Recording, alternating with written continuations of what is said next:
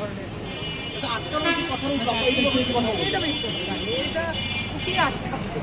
এখানে আসছি আমরা সমাধানের জন্য, স্যাররাও আসছে সমাধানের জন্য, জাস্ট আমরা সমাধান করলাম। এখন ব্যাপারটাই আপনাকে কি আসলে খবর দেওয়া হয়েছিল এবং আপনি কি পরিচয় এখানে আসছেন?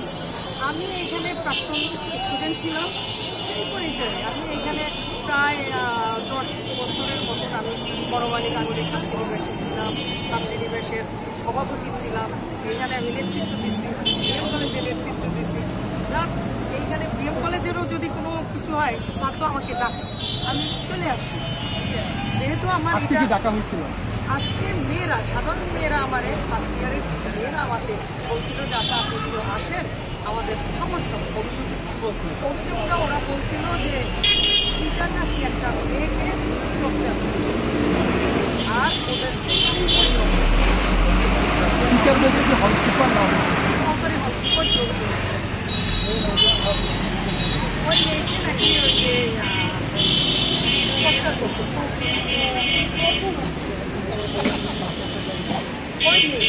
ওই মেয়ে এখানে 7 বছর যাবত আছে। টিচারের কাছে যে টিচারের সেটা হলো এখানে ওই মেয়ের যে হলে থাকে, যে রুমে থাকে, ওই রুমে নাকি তারা যে বিএম কলেজের একটা টিচার আছে ইংলিশের, ওই মেয়েটার পরিচয় থাকে ওখানে একটা ক্লাস। আর ওই মেয়েটা ওয়াশরুম করতে পারে,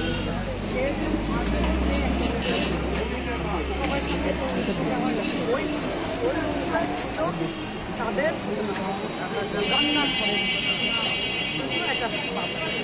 যার ফলে